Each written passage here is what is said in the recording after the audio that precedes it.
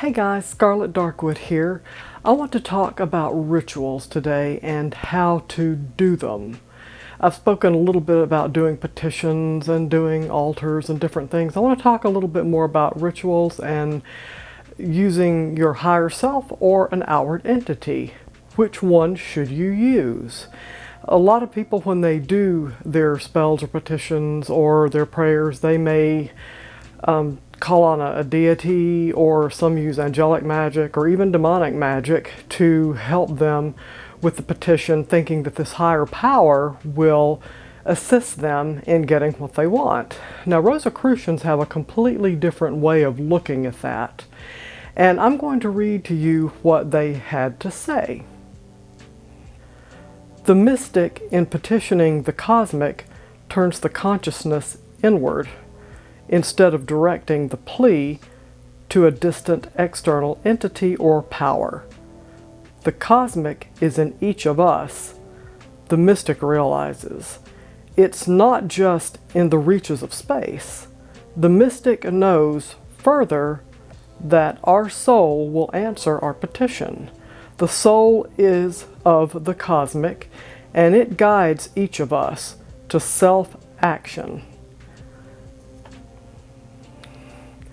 And this is by Ralph M. Lewis, one of the earlier imperators of the Rosicrucian Order Amorc. And they believe that you don't need angelic or demonic magic or use of entities in your rituals. And there's a lot of different beliefs on this. The Rosicrucians believe that you have that in you, that when you're petitioning the cosmic, you're really petitioning your higher self. It's just your higher self. You're part of that divinity, part of that collective consciousness, and you don't need any kind of entity or go-between to get what you want, or to move energy, or to visualize something that you are wanting, or for someone else, including healing or otherwise. As a matter of fact, Rosicrucians believe that angels, for example, are a fabrication of Christianity. And so they definitely don't see a reason to use those types of entities. They surely wouldn't see a use of using deities either. Now, some people like an outward conduit. They don't want to call on their higher self. Rosicrucians choose to go inward and to tap into that higher self. And it's a little bit tricky because it's just hard to kind of grasp your hand around. Because when you're doing the Rosicrucian way of petitioning, you are petitioning the cosmic. I am asking the cosmic if it is the will of the cosmic. Nowhere in the language are you saying, I petition my higher self. If it's the will of my higher self, it is done. There's no language to that, so it can be very confusing. It was for me, and it's still, I'm still kind of questioning things, what they mean. Now, me personally, I tend to believe in angels. I do believe in angelic power. I do believe that angels are entities or part of that greater collective to help. I tend to think that they are part of that build-up in the cosmic. They want to reach out and help. So I believe in that entity, even though the Rosicrucians don't. I tend to believe it, and a lot of people do too. I call on angels, and I've gotten good results from it. There have been times I have chosen to go inward with something and just rely on me and nobody. It just kind of depends on what it is. For example, there was a big court case about a nurse who made a terrible med error, and it would have been real easy to try to do a ritual to see that, oh, she gets a good, favorable legal outcome. I knew in myself that wasn't going to happen, that this nurse was going to be charged with something. So what I did was I went more inward, and I held space for her to be surrounded by spiritual help, because that's what she really needed.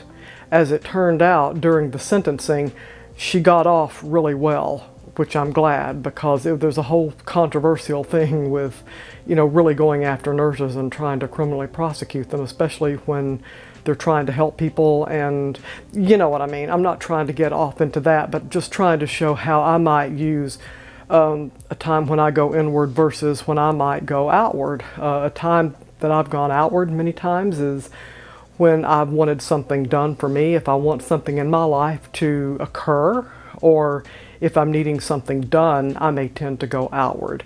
I also like to look at it as maybe when using this angelic magic or power, that maybe I am tapping into deeper parts of myself. I may not be consciously acknowledging it, but I mean, you know, it may be that I feel like I am tapping into those higher parts of myself. Now, I did a retreat recently with the Witch's Box, and Elena, the owner of the Witch's Box, and our leader, we like to call her, she's wonderful, actually did a retreat on invoking yourself. And I did a video on the Sun Magic box where it did talk about invoking yourself, but we spent a whole weekend invoking ourselves, and she beautifully wrapped up how to use your own higher power, you as the entity, you. And I like that because that seemed to me to fit Rosicrucian teachings more than anything of what I've learned from it. No offense to the Rosicrucians or, you know, to our Grandmaster. She's a wonderful teacher, but I thought Elena did a beautiful job of having each of us invoke ourselves in different ways.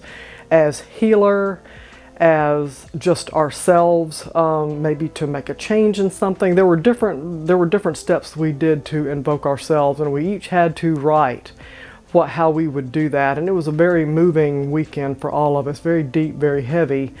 But she did talk about truly calling on yourself. I, Scarlet Darkwood, one who tells it like it is, one who sees the truth, or I call on you, Scarlet Darkwood, one who is a healer, one who cares, one who is compassionate.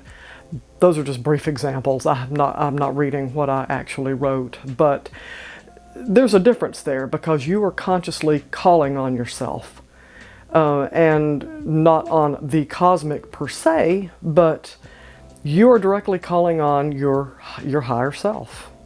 That was just, to me, a beautiful example of that. So it's just something that I wanted to talk about, maybe how rituals are done, how you can go about it. I have a friend who's been, you know, practicing a long time, and she says, I don't care anything about petitioning my higher self. It doesn't interest me. I have no interest in it. I like going through an outward conduit.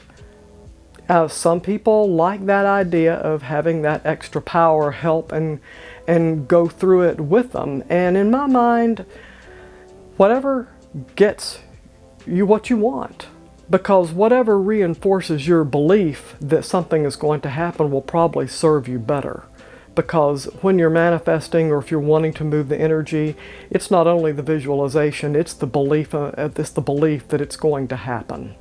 Rosicrucians do have another method for approaching issues where, you know, if you're wanting something done, you can go through another step. I'll not go into that here. That's probably another video. But just in general for rituals, those are some different things to consider when you are doing different things, whether it's healing or whether it's getting something you want in the mundane world.